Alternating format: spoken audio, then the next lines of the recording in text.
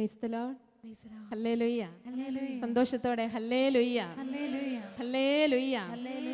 പ്രിയപ്പെട്ടവരെ, സങ്കീർത്തനം 18 നമ്മൾ ഇപ്രകാരം വായിക്കുകയാണ്: അങ്ങ് എൻ്റെ ദീപം കൊളുത്തുന്നു, ദൈവമായ കർത്താവ് എൻ്റെ അന്ധകാരം അകറ്റുന്നു. ഹല്ലേലൂയ, ഹല്ലേലൂയ, ഹല്ലേലൂയ. അതെ, വചനമാകുന്ന ദീപം നമ്മുടെ ഹൃദയങ്ങളിൽ ഇപ്പോൾ കൊളുത്തുന്ന നിമിഷങ്ങളാണ്. അപ്പോൾ അന്ധകാരങ്ങളെല്ലാം മാറിപ്പോകും. വചനം വലിയ പ്രകാശം നമ്മുടെ ഹൃദയങ്ങളിൽ പരത്തും. പ്രിയപ്പെട്ടവരെ, വചന ശുശ്രൂഷയ്ക്കായിട്ട് നമ്മൾ ഒരുങ്ങുന്നു. ഇന്ന് കർത്താവിൻ്റെ വചനം നമുക്ക് വേണ്ടി പങ്കുവെച്ച് തരുന്നത് ബഹുമാനപ്പെട്ട തോമസ് അമ്പാട്ടുകുഴി അച്ഛനാണ്. നമുക്കറിയാം, ഈ നാളുകളിൽ ഷാലോം ടെലിവിഷനിൽ ജീവൻ്റെ കവാടം എന്ന ആ പ്രോഗ്രാമിലൂടെ അച്ഛനെ നമുക്ക് പരിചയമുണ്ട്. അച്ഛൻ വിൻസെൻഷൻ സഭാംഗമാണ്. അച്ഛനിപ്പോൾ ചെന്നൈയിൽ ഡിവൈൻ മേഴ്സി റിട്രീറ്റ് സെൻറ്ററിൻ്റെ ഡയറക്ടറായിട്ട് ശുശ്രൂഷ ചെയ്യുകയാണ്. നമുക്കൊരു നിമിഷം എഴുന്നേറ്റ് നിന്നുകൊണ്ട് അഭിവന്യ വൈദികനെ കരങ്ങളടിച്ച് സ്വാഗതം ചെയ്യാം. ഹല്ലേലൂയ.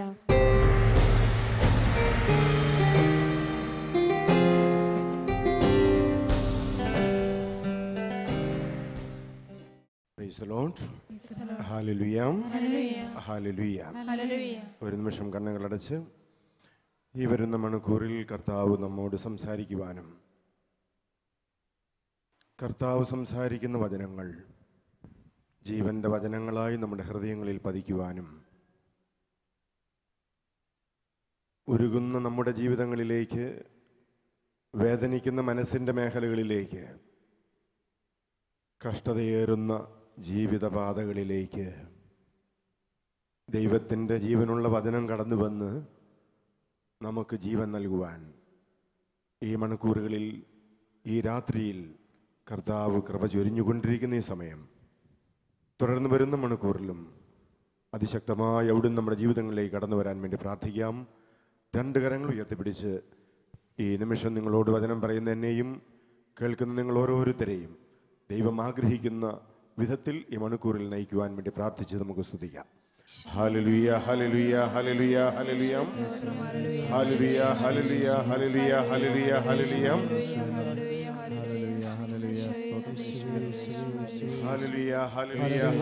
ഹല്ലേലൂയ, ഹല്ലേലൂയ, ഹല്ലേലൂയ, ഹല്ലേലൂയ, ഹല്ലേലൂയ, ഹല്ലേലൂയ, ഹല്ലേലൂയ.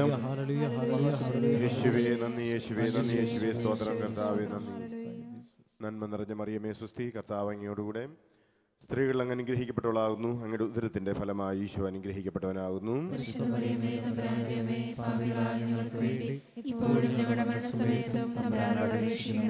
നന്മ നിറഞ്ഞ മറിയമേ സുസ്തി, കർത്താവ് അങ്ങയോടുകൂടെ സ്ത്രീകൾ അങ്ങ് അനുഗ്രഹിക്കപ്പെട്ടവളാകുന്നു, അങ്ങയുടെ ഉദരത്തിന്റെ ഫലമായി ഈശോ അനുഗ്രഹിക്കപ്പെട്ടവനാകുന്നു.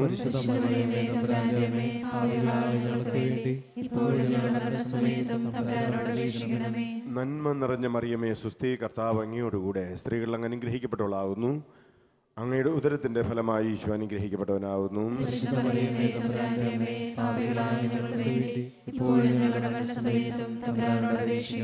പിതാവിന്റെയും പുത്രന്റെയും പരിശുദ്ധാത്മാവിന്റെയും നാമത്തിൽ പ്രൈസ് ദി ലോർഡ്. ഹല്ലേലൂയ, ഹല്ലേലൂയ. എല്ലാവരും ഇരിക്കാം. മിശിഹായിൽ ഏറ്റവും സ്നേഹമുള്ള സഹോദരി സഹോദരന്മാരെ, ഇവിടെ ഇരിക്കുന്ന നിങ്ങൾക്ക് ആർക്കെങ്കിലും ഒരു പ്രശ്നമില്ലാത്ത ആരെങ്കിലും ഉണ്ടെങ്കിൽ ഒന്ന് കൈവെക്കാവോ?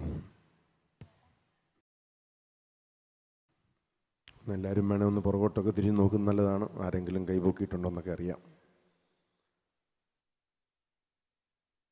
ചിലരിയ്ക്കുന്നത് വിചാരിക്കുന്നത് എനിക്ക് മാത്രമേ പ്രശ്നമുള്ളൂ എന്ന് കരുതിയിരിക്കുന്നവരുമുണ്ട്. വേറെ ചിലർ എന്നോടത്തോളം പ്രശ്നമുള്ള വേറെ ആരുമില്ല എന്ന് കരുതിയിരിക്കുന്നവരുണ്ട്. ലോകത്തിലേക്കും വെച്ച് ഏറ്റവും വലിയ പ്രശ്നവുമായിട്ടാണ് ഞാൻ നടക്കുന്നത് എന്നും വേറെ ചിലർ വിചാരിച്ച് വളരെയേറെ വിഷമിച്ച് വിഷാദത്തോടെ കഴിയുന്നവരുണ്ട്. നിങ്ങളെ കണ്ടിട്ട് അത്രയും തോന്നില്ല കേട്ടോ.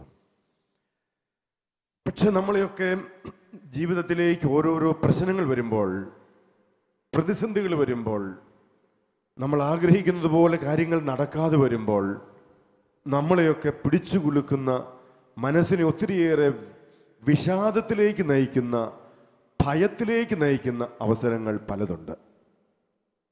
വേദപുസ്തകത്തിലേക്ക് തന്നെ നോക്കുമ്പോൾ ഒത്തിരിയേറെ വിഷാദത്തിലേക്ക് നയിച്ചേക്കാവുന്ന പ്രശ്നസങ്കീർണമായ അനുഭവങ്ങളിലൂടെ കടന്നുപോയ അനേക വ്യക്തികളെ നമുക്ക് കാണാൻ സാധിക്കും. ജീവിതത്തിൽ ഒത്തിരിയേറെ പിടിച്ചുകുലുക്കി ഒത്തിരിയേറെ സംഭവങ്ങളിലൂടെ കടന്നുപോയ ഒരു മനുഷ്യൻ, ഒരു യുവാവുണ്ട് പഴയ നിയമത്തിൽ. ഭയപ്പെട്ടേക്കാവുന്ന, അതുപോലെ തന്നെ വേണമെങ്കിൽ ഇനി ജീവിച്ചിട്ട് ഒരു കാര്യവുമില്ല എന്ന് പോലും ചിന്തിച്ചേക്കാവുന്ന, എല്ലാവരാലും വെറുക്കപ്പെട്ട ഒരു ജീവിതമെന്ന് പോലും ചിന്തിപ്പിക്കുന്ന ഒരു ജീവിതാനുഭവങ്ങളിലൂടെ കടന്നുപോയൊരു യുവാവുണ്ട്. 12 മക്കളിൽ ഏറ്റവും ഇളയവനാണ് അവൻ. ആരാണത്? ജോസഫ്. പഴയ നിയമത്തിലെ ജോസഫ്. അവന് നന്നേ ചെറുപ്പത്തിൽ തന്നെ ദൈവികമായ വെളിപാടും സ്വപ്നങ്ങളുമൊക്കെ ലഭിച്ചുകൊണ്ടിരുന്ന ഒരു പയ്യൻ. അവൻ്റെ ബാക്കിയുള്ള 11 സഹോദരന്മാർക്കും ഇവന് ലഭിക്കുന്ന ഈ സ്വപ്നങ്ങളും സ്വപ്നവ്യാഖ്യാനങ്ങളും ഒക്കെ കേൾക്കുമ്പോൾ അവനോട് അസൂയയും വെറുപ്പുമായി. പുറപ്പാട് പുസ്തകത്തിൽ 37 മുതൽ 37, 38, 39, 40 അധ്യായങ്ങളിലൊക്കെ നമ്മൾ ഇതിനെക്കുറിച്ച് കാണുന്നുണ്ട്. നമ്മൾ 37 വായിക്കുന്നുണ്ട്, അവൻ്റെ സഹോദരന്മാർക്ക് അവനോട് അവൻ്റെ സ്വപ്നങ്ങളും അവൻ്റെ വാക്കുകളും കൊണ്ട് അവനോട് വെറുപ്പ് തോന്നി. നമുക്കറിയാം, വെറുപ്പ് തോന്നി അവൻ എന്ത് ചെയ്തു? പൊട്ടക്കിണറ്റിലേക്ക് തള്ളിയിട്ട്, ആദ്യം കൊല്ലാനാണ് പ്ലാൻ ചെയ്തത്, പക്ഷേ പിന്നീട് അവനെ ഒരു പൊട്ടക്കിണറ്റിലേക്ക് തള്ളിയിട്ടു. ശാരീരികമായി ഒത്തിരിയേറെ വേദനിച്ചു കാണും ആ ചെറുപ്പക്കാരൻ, ആ പയ്യൻ. ഒത്തിരിയേറെ വേദനിക്കപ്പെട്ട ആ ചെറുപ്പക്കാരൻ അവനെ ഇസ്മായേലിയര് ആ വഴി കടന്നുപോയ ബിസിനസ്സുകാരാണ്. അവനെ പിടിച്ച്, നല്ല പയ്യനെന്ന് കരുതി അവനെയും പിടിച്ചു കൊണ്ടുപോയി. അതുപോലെ ഈജിപ്തിലെ രാജാവിൻ്റെ ഫറവോയുടെ രാജ്യത്തിലെ ഉദ്യോഗസ്ഥനായ പൊത്തിഫറിന് അവനെ വിൽക്കുകയാണ്, നല്ലൊരു വിലയ്ക്ക് വിറ്റു. അങ്ങനെ അവൻ പൊത്തിഫറിന്റെ വീട്ടിൽ വിശ്വസ്തനായി അവിടെ ജീവിക്കുകയാണ്. അങ്ങനെ ജീവിച്ച് അവിടെ പൊത്തിഫറിന്റെ കുടുംബത്തിനും അവന്റെ വയലിനും അവൻ ചെയ്ത എല്ലാ ജോലിക്കും പൊത്തിഫറിന്റെ എല്ലാ മേഖലയിലും ഈ ജോസഫ് വഴി അനുഗ്രഹം ലഭിച്ചുവെന്ന് നമ്മൾ വായിക്കുകയാണ്. നോക്കുക, സഹോദരങ്ങൾ തള്ളിക്കളഞ്ഞ് അവരെല്ലാവരും വെറുത്ത ഒരു ജീവിതം. പക്ഷെ ഈ ജോസഫ് ഒരു നിമിഷം പോലും തൻ്റെ സഹോദരങ്ങളെ വെറുക്കുകയോ തനിക്കെതിരെ കരമുയർത്തിയ തൻ്റെ സഹോദരങ്ങളെ അവരെ ശിക്ഷിക്കാൻ വേണ്ടി പ്രാർത്ഥിക്കുകയൊന്നും ചെയ്യുന്നില്ല. നമ്മളൊക്കെ നോക്കിക്കേ, പലപ്പോഴും പല ക്രൈസ്തവര്, പ്രത്യേകിച്ച് പ്രാർത്ഥിക്കുന്നവർ പോലും എതിരാളികൾക്ക് വേണ്ടി പ്രാർത്ഥിക്കുമ്പോഴും ക്ഷമിച്ച് പ്രാർത്ഥിക്കാതെ എതിരാളികളെയൊക്കെ ഒരു പാഠം പഠിപ്പിക്കാൻ വേണ്ടി പോലും പലരും ഉള്ളുരുകി പ്രാർത്ഥിക്കാറുണ്ട്. എതിരാളികൾക്ക് എന്തെങ്കിലുമൊക്കെ സംഭവിക്കുമ്പോൾ, അവർക്ക് എന്തെങ്കിലുമൊക്കെ വേദന സംഭവിക്കുമ്പോൾ, തകർച്ച സംഭവിക്കുമ്പോൾ ആരും അറിയാതെയെങ്കിലും ഉള്ളിൽ സന്തോഷിക്കുന്നവരും ചുരുക്കമൊന്നുമല്ല. ഇവിടെ ഈ ചെറുപ്പക്കാരനെ നോക്കുക, അവൻ ആരോടും പരാതിയില്ല, പരിഭവമില്ല. പൊട്ടക്കിണറ്റിൽ വീണപ്പോൾ അവന് ശാരീരികമായ തകർച്ചയായിരുന്നു, ശാരീരികമായ ക്ലേശമാണ് ഉണ്ടായതെങ്കിൽ ഇതാ പൊത്തിഫറിന്റെ വീട്ടിൽ വന്നപ്പോൾ അവൻ മൂലം പൊത്തിഫറിന്റെ വീട്ടിൽ ഒത്തിരിയേറെ ഉയർച്ചയും വളർച്ചയും അനുഗ്രഹങ്ങളും സമൃദ്ധമായിട്ടുണ്ടായെങ്കിലും അവസാനം നമുക്കറിയാം, സുമുഖനായ ജോസഫിനെ കണ്ട പൊത്തിഫറിന്റെ ഭാര്യയ്ക്ക് ജോസഫിൽ അഭിലാഷം തോന്നി. അവളോടുകൂടെ ശയിക്കാൻ വേണ്ടി അവനെ നിർബന്ധിച്ചു. പക്ഷെ കർത്താവിനെതിരായി ഞാൻ പാപം ചെയ്യില്ല എന്ന് ദൃഢമായിട്ട് ഉറപ്പിച്ചു പറഞ്ഞ ആ ചെറുപ്പക്കാരനോ അവനെതിരെ പൊത്തിഫറിന്റെ ഭാര്യ പണമുയർത്തുകയാണ്. അവനെ അവിടെ നിന്ന് എങ്ങനെയെങ്കിലും ഓടിക്കാൻ വേണ്ടി അവൾ സകല ആയുധങ്ങൾ ഇടുകയാണ്. അങ്ങനെ ഒടുവിൽ അവനെതിരെ ദുരാരോപണം ഉന്നയിച്ച് അവനെ അവസാനം ജയിലിലാക്കുകയാണ്. അവളെ അവൻ കടന്നു പിടിച്ചു എന്ന് പറഞ്ഞ് അവൾ നിലവിളിച്ച് കരഞ്ഞ് അവസാനം അവനെ നാണം കെടുത്തുകയാണ്. ഇതൊക്കെ ഇന്നും നമ്മുടെയൊക്കെ ജീവിതങ്ങളിൽ, ഇത് വേറെ പല രൂപങ്ങളിൽ നമ്മുടെയൊക്കെ ജീവിതങ്ങളിൽ ഉണ്ടാകുന്ന സംഭവങ്ങളാണ്. ചെയ്യാത്ത കുറ്റത്തിന് തെറ്റിദ്ധരിക്കുന്ന, ഇല്ലാത്തത് പറഞ്ഞു വരുത്തി ദുഷ്പേരുണ്ടാക്കുന്ന, ചെയ്യാത്ത കുറ്റത്തിന്റെ പേരിൽ ശിക്ഷിക്കപ്പെടുന്ന അവസ്ഥ, ഇതൊക്കെ നമ്മുടെയൊക്കെ ജീവിതങ്ങളിൽ പലർക്കും ഉണ്ടാകുന്ന കാര്യമാണ്. ന്യായമായിട്ട് ലഭിക്കേണ്ടത് ലഭിക്കാതെ ഹനിക്കപ്പെടുന്ന അവസ്ഥ. ഇന്ന് പ്രഭാതത്തിൽ ഞാൻ ഇങ്ങോട്ട് വരുന്ന സമയത്ത് തന്നെ എൻ്റെ ഒരു സുഹൃത്ത് കുടുംബം എന്നെ ഫോണിൽ വിളിച്ചു. എന്നിട്ട് പറഞ്ഞു, അപ്പൻ വളരെ ചെറുപ്പത്തിൽ, വളരെ നാളുകൾക്ക് മുമ്പ് മരിച്ചു. പക്ഷെ അപ്പൻ ഭയങ്കരമായ കുടിക്കാരനായതുകൊണ്ട് അപ്പൻ്റെ പേരിലുണ്ടായിരുന്ന സ്വത്തും പിന്നീട് വാങ്ങിയ സ്വത്തുമൊക്കെ അമ്മയുടെ പേരിൽ തന്നെയാണ് വാങ്ങിയത്. 3 മക്കളുണ്ട്. 3 ആൺമക്കളും ഒരു മകളുമാണുള്ളത്. മക്കളെയൊക്കെ കെട്ടിച്ചു വിട്ടു, എല്ലാവരും വേറെയാണ്. അമ്മയാണ് ഇപ്പോൾ ഉള്ളത്. അമ്മയുടെ കൂടെ ഒരു മകനുമുണ്ട്. സ്വത്ത് വേറെ ആർക്കും വിധിച്ചു കൊടുത്തിട്ടില്ല ഇതുവരെ. അപ്പൻ മരിക്കുന്നതിന് മുമ്പും കൊടുത്തില്ല. എന്നാൽ സ്വത്തെല്ലാം അമ്മയുടെ പേരിലുമാണ്. ഇത്രയും കാലമൊക്കെ മക്കൾക്ക് 3 ആൺമക്കൾക്കായിട്ടും അമ്മയ്ക്കായിട്ടും സ്വത്തെല്ലാം വീതിച്ചു കൊടുക്കാമെന്നൊക്കെ പറഞ്ഞ് അമ്മ ഇരുന്നു. ഒരിക്കൽ അത് കൊടുത്തേക്കാമെന്ന് പറഞ്ഞ് വിറ്റ് 3 പേർക്കും 3 മക്കൾക്കുമായിട്ട് വീതിച്ചു കൊടുക്കാം എന്ന് എല്ലാവരുടെ കൂടി തീരുമാനിച്ച് ഒരാൾ അഡ്വാൻസ് കൊടുത്ത് സ്ഥലം വാങ്ങാൻ വേണ്ടി അഡ്വാൻസും കൊടുത്തു. പക്ഷേ ഇന്ന് വൈകുന്നേരത്തോടെ അമ്മ പറയുന്നു, സ്ഥലം വിൽക്കുന്നുമില്ല, സ്ഥലം ആർക്കും കൊടുക്കുന്നുമില്ല, എൻ്റെ ഇളയ മകന് ഞാൻ മുഴുവൻ കൊടുക്കുകയാണ്. ഇന്ന് അതിലൊരു മകൻ എന്നെ നിലവിളിച്ചുകൊണ്ട്, ഈ സമീപപ്രദേശത്ത് തന്നെയാണ്, നിലവിളിച്ചുകൊണ്ട് അവൻ കരഞ്ഞു പറയുകയാണ്, അച്ഛാ എന്താ ചെയ്യേണ്ടത്, കേസ് കൊടുക്കട്ടെ? ഞാൻ പറഞ്ഞു, മാനുഷികമായ നിലയിലാണെങ്കിൽ നിനക്ക് കേസ് കൊടുക്കാം. ദൈവികമായ വഴിയിൽ നീ കേസ് കൊടുത്ത് നിനക്കിനി ന്യായമായിട്ട് കിട്ടേണ്ട ഒരു സ്വത്ത് നിനക്ക് ന്യായമായിട്ട് നീ വാങ്ങിച്ചെടുത്താലും ലഭിക്കുന്നതിനേക്കാൾ വലിയ അനുഗ്രഹവും വലിയ സമാധാനവും നിനക്കതങ്ങ് വിട്ടുകൊടുത്ത് നീ ഇനി അമ്മ തന്നില്ലെങ്കിൽ വേണ്ട എന്ന് പറഞ്ഞ് നീ ദൈവത്തിൽ വിശ്വസിച്ച് പോയി കഴിഞ്ഞാൽ ദൈവം നിന്നെ അനുഗ്രഹിക്കും. 2 വഴികൾ നിന്റെ മുമ്പിലുണ്ട്, ഏത് വേണമെങ്കിലും നിനക്ക് തിരഞ്ഞെടുക്കാം. ഞാൻ ചോദിച്ചു, അച്ഛാ ഞാൻ എന്ത് ചെയ്യണം? ഞാൻ പറഞ്ഞു, 2ാമത്തെ വഴിയായിരിക്കും നിനക്ക് അനുഗ്രഹത്തിൻ്റെ വഴി. പ്രിയപ്പെട്ടവരെയും, നമ്മുടെ ജീവിതത്തിൽ എല്ലാ പ്രശ്നങ്ങളിലും, നമ്മുടെ ജീവിതത്തിൽ സംഭവിച്ചു കൊണ്ടിരിക്കുന്ന ഈ സകല പ്രശ്നങ്ങളിലും നമുക്ക് മുമ്പിൽ ദൈവം വഴികൾ തുറന്നു തരുന്നുണ്ട്. ആ വഴികളെ കണ്ടെത്തി നമ്മൾ ലോകവും മാനുഷികമായ വഴികളും നമുക്ക് കാണിച്ചു തരുന്ന വഴികൾ വിട്ടിട്ട് ദൈവത്തിൻ്റെ വഴികളിലേക്ക് ചരിക്കാൻ തുടങ്ങിക്കഴിഞ്ഞാൽ ദൈവം നമ്മളെ പച്ചയായ പുൽമേടുകളിലൂടെ നയിക്കുന്നു എന്നുള്ളതാണ് വാസ്തവം. ഒരു കരമുയർത്തി പറയാം, ഹല്ലേലൂയ, ഹല്ലേലൂയ, ഹല്ലേലൂയ, ഹല്ലേലൂയ, ഹല്ലേലൂയ, ഹല്ലേലൂയ. പ്രശ്നങ്ങൾക്ക് മേൽ പ്രശ്നങ്ങളും വരുമ്പോൾ പലപ്പോഴും നമ്മൾ പെട്ടെന്ന് ഭയപ്പെടുകയാണ്. ഈ പ്രശ്നങ്ങൾ വരുമ്പോഴേക്ക് പലപ്പോഴും വിചാരിക്കുന്നു, ദൈവം എന്നെ കൈവിട്ടു, ദൈവം എനിക്ക് സഹായത്തിനില്ല, ഇത്രയൊക്കെ പ്രാർത്ഥിച്ചിട്ടും ദൈവം എന്തേ ഇങ്ങനെയൊക്കെ ചെയ്തത്, ഞാനിങ്ങനെ പാപമൊന്നും ചെയ്യാതെയും വിശുദ്ധമായിട്ടൊക്കെ ജീവിച്ചിട്ടും ഇത്രയൊക്കെ പ്രാർത്ഥിച്ചിട്ടും ദൈവം എന്തുകൊണ്ട് ഇങ്ങനെയൊക്കെ എൻ്റെ ജീവിതത്തിൽ ചെയ്യുന്നു, അങ്ങനെയെങ്കിൽ ഇനി പ്രാർത്ഥന അങ്ങ് നിർത്തിയേക്കാം എന്നൊക്കെ വിചാരിച്ച് ദൈവത്തിന് വിരോധമായിട്ട് ചിന്തിക്കുന്നവരുമുണ്ട്. പ്രിയപ്പെട്ടവരെ, ഒരു കാര്യം ഓർക്കുക, ജോസഫിന്റെ ജീവിതത്തിലേക്ക് നോക്കുമ്പോൾ അവന്റെ ജീവിതത്തിൽ അടിക്കടി ഭൗതികമായിട്ട് ഈ ലോകത്തിന്റെ കണ്ണുകളിലൂടെ നോക്കിക്കഴിഞ്ഞാൽ അവിടെ തിന്മ ജയിച്ചുകൊണ്ടിരിക്കുകയായിരുന്നു അവന്റെ ജീവിതത്തിൽ. പൊത്തിഫറിന്റെ കുടുംബത്തിൽ അവൻ വളരെ വിശുദ്ധമായിട്ട് ജീവിച്ചിട്ടും അവിടെ വാസ്തവത്തിൽ നമ്മുടെ ഈ കണ്ണുകൊണ്ട് നോക്കിക്കഴിഞ്ഞാൽ, ശാരീരികമായ കണ്ണോടെ നോക്കിക്കഴിഞ്ഞാൽ അവിടെ വിജയിച്ചതാരാ? തിന്മ നിറഞ്ഞ ഹൃദയത്തോടെ സമീപിച്ച പൊത്തിഫറിന്റെ ഭാര്യ.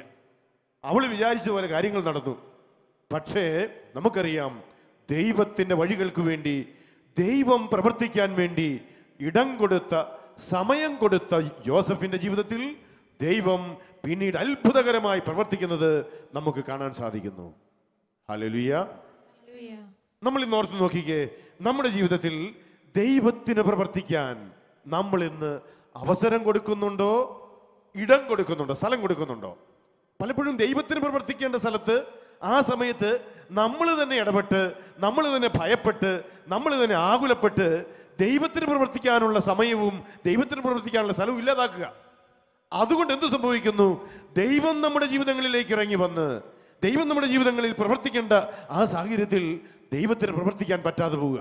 ദൈവം നിർജീവമായിട്ടിരിക്കുന്നൊരവസ്ഥ നമ്മുടെ ആരുടെയെങ്കിലും ജീവിതത്തിൽ സംഭവിക്കുന്നുണ്ടെങ്കിൽ അത് ദൈവത്തിന് പ്രവർത്തിക്കാൻ സമയം കൊടുക്കാത്തത് കൊണ്ടുള്ള ഒരു പ്രശ്നമാണ് എന്നോർക്കുക. ഹല്ലേലൂയ, ഹല്ലേലൂയ, ഹല്ലേലൂയ, ഹല്ലേലൂയ. ഭയം വന്നു കഴിഞ്ഞാലുണ്ടല്ലോ, നമ്മളെ പേടിപ്പിക്കുന്ന വിഷയത്തിലേക്കും ഭയപ്പെടുത്തുന്ന വ്യക്തിയിലേക്കുമായിരിക്കും നമ്മുടെ കണ്ണ് പതിക്കുന്നത്. ഗോലിയാത്ത് പേടിപ്പിച്ചു നിൽക്കുന്ന മസിൽമാനായ ഗോലിയാത്തിലായിരിക്കും പേടിയുള്ളവന്റെ കണ്ണ് പതിയുന്നത്. അതുകൊണ്ട് അവർ പറയും, അവനെ എതിരിടാനായിട്ട് ഞങ്ങളില്ല. ഗോലിയാത്തിനെ കാണുന്നത് ഭയമുള്ള കണ്ണുകൾ, എന്നാൽ വിശ്വാസമുള്ള കണ്ണുകളോ, വിശ്വാസമുള്ള കണ്ണുകൾ കാണുന്നത് ദൈവം നൽകുന്ന വിജയത്തെയാ. ദൈവം ഒരു വ്യക്തിയുടെ ജീവിതത്തിൽ ഭൗതികമായും ആത്മീയമായും നൽകുന്ന വിജയത്തെ വിശ്വാസിയുടെ കണ്ണുകൾ കാണുകയാണ്. പൗലോസ് ശ്ലീഹ അതുകൊണ്ട് കൊറിന്ത്യർക്ക് എഴുതിയ ലേഖനത്തിൽ പറയും, രണ്ടാമത്തെ ലേഖനം 5-ാം അധ്യായം 7-ൽ പറയുന്നു, ഞങ്ങൾ നടക്കുന്നത് കാഴ്ചയാലല്ല വിശ്വാസത്തിലാണ്. We walk by not by sight but by faith.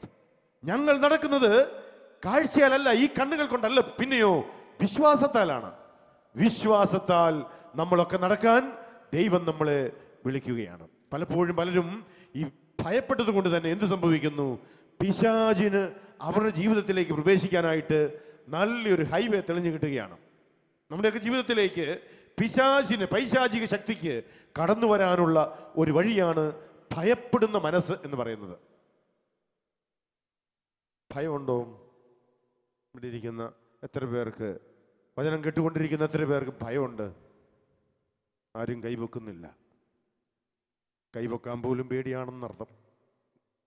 കണ്ടോ, നോക്കിക്കേ. ഭയം എന്നത് വാസ്തവത്തിൽ ഈ ഭയത്തിന് അറുതി കുറിക്കാൻ വേണ്ടിയാണ്, അതിന് അന്ത്യം കുറിക്കാൻ വേണ്ടിയാണ് കർത്താവായ യേശു ഈ ലോകത്തിലേക്ക് അവതരിച്ചു തന്നെ. യേശുവിന്റെ ജനനത്തിൽ നമ്മൾ വായിക്കുന്നുണ്ട്, ഉന്നതത്തിൽ നിന്ന് മാലാഖമാരുടെ ശബ്ദം കേൾക്കുന്നു, ഇതാ നിങ്ങൾ ഭയപ്പെടേണ്ട. ആട്ടിടയന്മാരെ അറിയിക്കുകയാണ്, നിങ്ങൾ ഭയപ്പെടേണ്ട. ലൂക്കാസ് വിശേഷം 2-ാം അധ്യായം 10-ാമത്തെ വചനം. നിങ്ങൾ ഭയപ്പെടേണ്ട, ഡു നോട്ട് ബി അഫ്രൈഡ്. നിങ്ങൾ ഭയപ്പെടേണ്ട. പിന്നെയോ ഇതാ സകല ജനത്തിനും വേണ്ടിയുള്ള വലിയ സന്തോഷത്തിന്റെ സദ്വാർത്ത ഞാൻ നിങ്ങളെ അറിയിക്കുന്നു, അതുകൊണ്ട് ഭയപ്പെടേണ്ട. അതായത് എല്ലാ ഭയത്തെയും നീക്കിക്കളയുന്ന ക്രിസ്തുവിന്റെ ആഗമനം പ്രിയപ്പെട്ടവരെ നമ്മുടെ ഹൃദയങ്ങളിൽ നിന്ന്, നമ്മുടെ ജീവിതത്തിൽ നിന്ന്, നമ്മുടെ കുടുംബങ്ങളിൽ നിന്ന് എല്ലാ ഭയത്തെയും നീക്കിക്കളയേണ്ടതാണ്.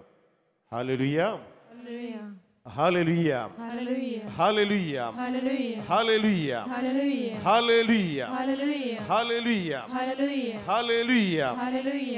ലൂക്കാസ് സുവിശേഷത്തിൽ നമ്മൾ വീണ്ടും കാണുന്നു 8-ാം അധ്യായം 50-ാമത്തെ വചനത്തിൽ സിനഗോഗ് അധികാരിയുടെ മകൾ മരിച്ച ആ മകളെ സുഖപ്പെടുത്താൻ വേണ്ടി ഈശോ പോകുമ്പോൾ ആ യേശോ പറയുന്നൊരു കാര്യമുണ്ട്, ഭയപ്പെടേണ്ട, ഇതാ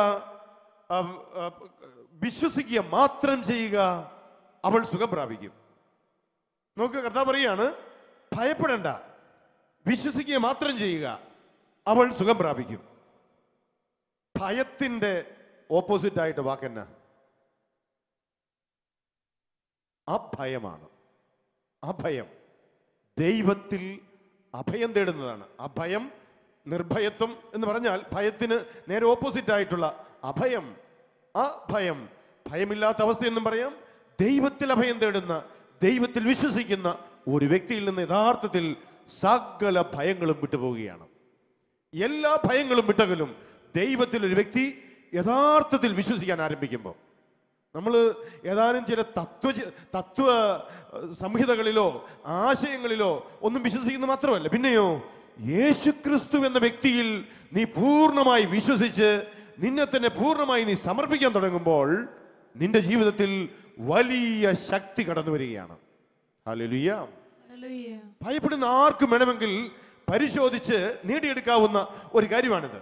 നിങ്ങൾ നോക്കിക്കൊള്ളുക, ദൈവത്തിന്റെ തണലിൻ കീഴിൽ പത്രോസ് പറയുന്നത് പോലെ അവന്റെ ചിറകിൻ കീഴിൽ, അവന്റെ തണലിൻ കീഴിൽ നീ അവിടെ നീ വിശ്രമിക്കുക.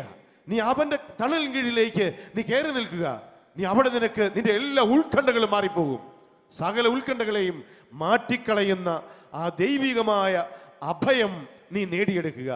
വിശ്വസിക്കുക മാത്രം ചെയ്യുക, നിന്റെ മകൾ സുഖം പ്രാപിക്കും. ഞാൻ ചെന്നൈയിലുള്ള ഏളാവൂർ എന്ന് പറയുന്ന ഡിവൈൻ മേഴ്സി ധ്യാന കേന്ദ്രത്തിലാണ്. 2005 തുടങ്ങിയ ഒരു ധ്യാന കേന്ദ്രമാണ്. അവിടെ ഇപ്പോൾ തമിഴിലും ഇംഗ്ലീഷിലുമാണ് ധ്യാനങ്ങൾ നടക്കുക. അവിടെ ആരംഭിച്ചതും 2005 ആ ധ്യാന കേന്ദ്രം ആരംഭിക്കുവാൻ ദൈവം നിയോഗിച്ചതും എന്നെ തന്നെയാണ്. ആ ധ്യാന കേന്ദ്രത്തിൽ സമീപകാലത്ത് ഒരു പോണ്ടിച്ചേരിയിൽ നിന്നൊരു കുടുംബം അവിടെ ധ്യാനിക്കാൻ വേണ്ടി വന്നു. അവിടെ വന്നതിൻ്റെ പ്രധാനപ്പെട്ട ഉദ്ദേശം, ആ കുടുംബത്തിലെ ഒരു പയ്യൻ, 9ാം ക്ലാസ്സിൽ പഠിക്കുന്ന കൊച്ചു പയ്യൻ, അവന് ക്യാൻസർ രോഗം. 3 ക്യാൻസറാണ് അവൻ്റെ ശരീരത്തിൽ. Bone cancer, liver cancer, blood cancer. ഈ 3 ക്യാൻസറും ഒരേ സമയത്ത് വന്ന് ഈ പയ്യൻ പഠനമെല്ലാം നിർത്തി അവൻ്റെ അവസാന സ്റ്റേജിലായി. അവിടെ പോണ്ടിച്ചേരിയിലുള്ള ഏറ്റവും പ്രധാനപ്പെട്ട ഹോസ്പിറ്റലും വലിയ ഡോക്ടർമാരെയും എല്ലാം കണ്ട് എല്ലാ ചികിത്സകളും നടത്തി ഈ പയ്യൻ്റെ ഇവൻ്റെ ജീവിതത്തിൻ്റെ അവസാന നിമിഷങ്ങളിലെത്തി. ഇനി 10 ദിവസം കൂടെ ഇനി ജീവിക്കില്ല എന്ന് പറഞ്ഞ് ഡോക്ടർമാർ അവനെ വീട്ടിലേക്ക് വിടുകയാണ്. അവൻ വീട്ടിൽ പറഞ്ഞു, അവന് ഇഷ്ടമുള്ള ഭക്ഷണമൊക്കെ കൊടുത്തോ, ഇനി അവൻ്റെ സന്തോഷം നോക്കിയാൽ മതി, ഇങ്ങോട്ട് ഇനി ആശുപത്രിയിലേക്ക് ഇനി വരണ്ട എന്ന് പറഞ്ഞ് അവനെ വിടുകയാണ്. അവൻ എഴുന്നേറ്റ് നിൽക്കാൻ പോലുള്ള ശക്തിയില്ല. അങ്ങനെ പോയപ്പോൾ പോണ്ടിച്ചേരിയിൽ തന്നെയുള്ള ഒരു ഗ്രൂപ്പ്, പ്രാർത്ഥനാ ഗ്രൂപ്പ്, നമ്മുടെ ധ്യാന കേന്ദ്രത്തിൽ പ്രാർത്ഥിക്കാനും ഒക്കെ വരാറുള്ള ഒരു ഗ്രൂപ്പ് അവരോട് പറഞ്ഞു, നിങ്ങൾ വിശ്വാസം ഉണ്ടെങ്കിൽ ഇങ്ങനെ ചെന്നൈക്ക് അപ്പുറത്തുള്ള ഈ ഏളാവൂർ എന്ന് പറയുന്ന സ്ഥലത്ത് പോ എന്ന് പറഞ്ഞ് അവരെ വിശ്വാസത്തോടെ പറഞ്ഞയച്ചതാണ്. ആ അമ്മയും മകനും അവിടെ ഒരു ആംബുലൻസിൽ അവിടെ ധ്യാനത്തിനെത്തി. അവിടെ വന്നപ്പോൾ ആ അമ്മച്ചിയും അവർ പറഞ്ഞത്, അവന് മരിക്കുവാണെങ്കിൽ ഈ പുണ്യഭൂമിയിൽ കിടന്ന് അവൻ മരിക്കട്ടെ, കാരണം ഏതായാലും മരണം ഉറപ്പാണ്. മരിക്കുവാണെങ്കിൽ അവൻ ഇവിടെ കിടന്ന് മരിക്കട്ടെ, ഇവിടുന്ന് കൊണ്ടുപോകാം. ഇല്ലാന്നുണ്ടെങ്കിൽ അവൻ രക്ഷപ്പെട്ട് കഴിഞ്ഞാൽ അവനെ യേശുവിന് കൊടുത്തേക്കാം എന്നുള്ള വാഗ്ദാനത്തിലാണ് ഇവർ വന്നത്. അവർ വന്നു. ഈ പയ്യന് എഴുന്നേറ്റ് നിന്നോ അവിടെ ഇരുന്നോ ഒന്നും വചനം കേൾക്കാനുള്ള ശക്തിയൊന്നുമില്ല. ഇവനെ കിടക്കയോടെ മുകളിൽ കൊണ്ടുവന്ന് റിട്രീറ്റ് ഹാളിൽ, ധ്യാന ഹാളിൽ അവനെ കിടത്തി. അവിടെ കിടന്നുകൊണ്ടാണ് അവൻ കേൾക്കുന്നത്. അവന് കേൾക്കുന്നത് ഗ്രഹിക്കാനുള്ള ശക്തിയുമില്ല. ഭയന്നിരിക്കുന്ന ഭവനമാണത്, വീടും ഈ പയ്യനും എല്ലാവരും ഭയന്ന്.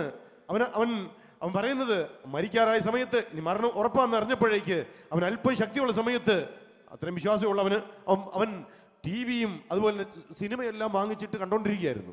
കാരണം ഏതായാലും തീരുവ, എന്നാൽ പിന്നെ ഇത്രയായാലും സന്തോഷിക്കാം എന്ന് പറഞ്ഞ് അവൻ സന്തോഷിച്ചുകൊണ്ടിരിക്കുക. പക്ഷേ അവസാന സമയമായപ്പോഴേക്ക് അവന് എഴുന്നേറ്റ് നിൽക്കാനോ കണ്ണു തുറക്കാനോ പോലുമുള്ള ശക്തിയില്ല. അങ്ങനെയാണ് നമ്മുടെ ധ്യാന കേന്ദ്രത്തിലെത്തിയത്. അങ്ങനെ വന്ന് ധ്യാനം 5 ദിവസത്തെ വചനം അവിടെ കിടന്നുകൂടാൻ ഇവന് സാധിച്ചു. പറഞ്ഞ വചനങ്ങളൊന്നും അധികമൊന്നും കേട്ടില്ലെങ്കിലും ഇവൻ്റെ അമ്മ ഇവൻ്റെ അടുക്കൽ നിന്ന് ഈ വചനങ്ങളെല്ലാം ഹൃദയത്തിലേക്ക് സ്വീകരിച്ചു. പ്രിയപ്പെട്ടവർ, ഇവർ പോയി വീട്ടിലേക്ക് തിരിച്ചു പോയി. 10 ദിവസമല്ല, 1 മാസം കഴിഞ്ഞു. ഇവൻ മരിക്കുന്നില്ല എന്ന് മാത്രമല്ല, ഓരോ ദിവസം കഴിയും തോറും ഇവൻ്റെ ശാരീരികമായിട്ടുള്ള ആരോഗ്യം മെച്ചപ്പെടുന്നു.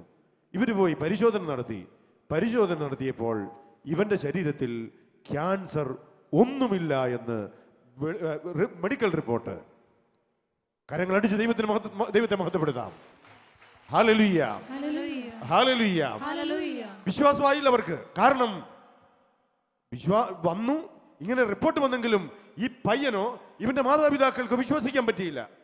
അതുകൊണ്ട് ഈ പയ്യൻ വീണ്ടും അതെന്താണെന്നറിയില്ല. അവന് കർത്താവ് ഇങ്ങനെയൊക്കെ സുഖപ്പെടുത്തുമെന്ന് അവനും അറിയില്ല. 2-3 മാസങ്ങൾ കഴിഞ്ഞു. 3 മാസം കഴിഞ്ഞ് വീണ്ടും അവൻ പോയി ഒന്നുകൂടെ പരിശോധിച്ചു. പരിശോധിച്ചപ്പോൾ വീണ്ടും കാണുന്നു, ബോൺ ക്യാൻസർ ഇല്ല, എല്ലിനും ക്യാൻസർ ഇല്ല, രക്തത്തിലും ക്യാൻസർ ഇല്ല, അവന്റെ ലിവറിലും ക്യാൻസർ ഇല്ല. അങ്ങനെ കഴിഞ്ഞ 1 മാസം മുമ്പ് ആദ്യ ശനിയാഴ്ച, അവിടെ എല്ലാ ആദ്യ ശനിയാഴ്ചകളിലും ഇതുപോലെയല്ല, വൈകുന്നേരം 9:30 മുതൽ രാവിലെ 5 മണി വരെയാണ് അവിടെ നൈറ്റ് വിജില്.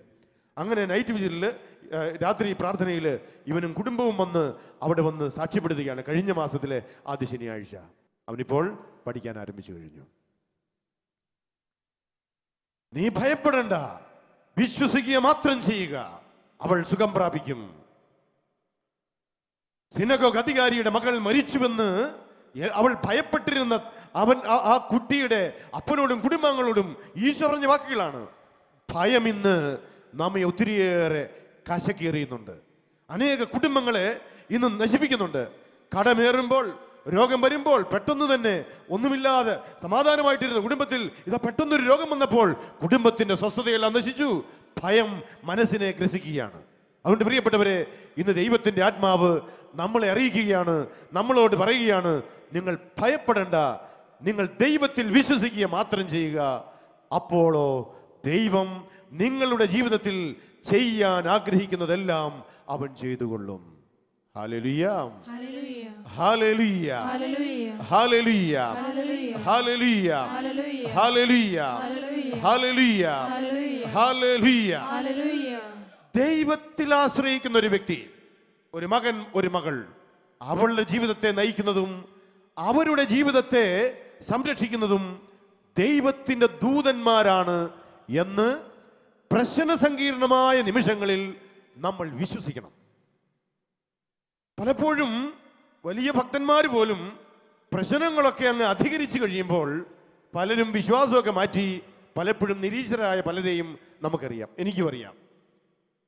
അതുവരെ വിശ്വാസമൊക്കെയാണ്, പക്ഷേ വിചാരങ്ങൾക്കും സങ്കല്പങ്ങൾക്കും എതിരായിട്ടൊക്കെ പ്രശ്നങ്ങൾ ജീവിതത്തിൽ കുന്നേറാൻ തുടങ്ങുമ്പോൾ, അത് അധികരിക്കുമ്പോൾ വിശ്വാസമൊക്കെ മാറ്റി പിന്നെ നിരീശ്വരത്വത്തിലേക്ക് പോവുക, ദൈവത്തിലുള്ള വിശ്വാസമൊക്കെ നഷ്ടപ്പെടുകയാണ്. പ്രാക്ടിക്കൽ എത്തിസ്റ്റായിട്ട് നമ്മൾ പലരും മാറുകയാണ്. പ്രിയപ്പെട്ടവരെ, ഞാൻ ആദ്യം സൂചിപ്പിച്ചതുപോലെ ജോസഫിന്റെ ജീവിതത്തിലേക്ക് നോക്കുക. അവൻ കാരാഗ്രഹത്തിൽ അടയ്ക്കപ്പെടുകയാണ്. പൊത്തിഫറിന്റെ ഭാര്യയുടെ പീഡനം മൂലം, അവൾ ഉന്നയിച്ച ദുരാരോപണം മൂലം ഇതാ തെറ്റിദ്ധാരണയും, അത് മാത്രമല്ല അപമാനവും. മാത്രമല്ല അവനെക്കുറിച്ച് എല്ലാവരും പറഞ്ഞു കാണും, അവൻ പുണ്യാളൻ ചമഞ്ഞ് നടക്കുന്നതേ ഉള്ളൂ, ചുമ്മാ ഒന്നുമില്ലാതെ അവൾ അങ്ങനെയൊന്നും പറയുവോ? പറഞ്ഞു കാണും. കൊട്ടാരത്തിലുള്ളവരൊക്കെ കുശുകുശുത്ത് കാണും. ന്യായമായിട്ട് സത്യസന്ധരായവർ പോലും പറഞ്ഞു കാണും, തീയില്ലാതെ പുകയുണ്ടാകുവോ, എന്തേലുമൊക്കെ കാണുന്നേ. ഇതൊക്കെ എല്ലാവരും പറഞ്ഞു കാണും. സകലരും തെറ്റിദ്ധരിച്ച അവസരമായിരിക്കാം. എല്ലാവരാലും തെറ്റിദ്ധരിക്കപ്പെട്ട ജോസഫ്, പ്രിയപ്പെട്ടവരെ, അവൻ ആരോടെങ്കിലും എന്തെങ്കിലും ന്യായം പറഞ്ഞ് അങ്ങനെയൊന്നും അല്ല കേട്ടോ, ഞാൻ ഇങ്ങനെയാ ഇത്രയാ ചെയ്തത്, ഇതൊന്നും പറയുന്നതായിട്ട് തിരുവചനത്തിൽ നമ്മൾ കാണുന്നില്ല. ആരോടും അവൻ ഒരു വിശദീകരണവും പറയുന്നില്ല. നമ്മളൊക്കെയാണെങ്കിൽ എന്തൊക്കെയായിരിക്കും? ആരെങ്കിലും ഒരു തെറ്റിദ്ധാരണപരമായ ഒരു വാർത്ത പരത്തി കഴിഞ്ഞാൽ സാധിക്കുന്ന എല്ലാവരെയും വിളിച്ച് നമ്മൾ വിശദമാക്കി പറയും, ഞാൻ അങ്ങനെയൊന്നും ചെയ്തില്ല, ഇങ്ങനെയൊക്കെയാണ് കാര്യം. സത്യമേ പറയുന്നത്, ശരിയാണ്. നമ്മൾ വിശദീകരിക്കാൻ നോക്കും, എല്ലാവരെയും ബോധ്യപ്പെടുത്താൻ നോക്കും.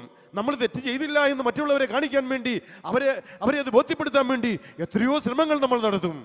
പക്ഷെ പ്രിയപ്പെട്ടവരെ ഓർക്കുക, ജോസഫ് അതിനൊന്നും മുതിർന്നില്ല. ആ സമയം കൂടെ അവൻ എന്തിനു വേണ്ടി ചെലവഴിച്ചെന്നറിയാവോ?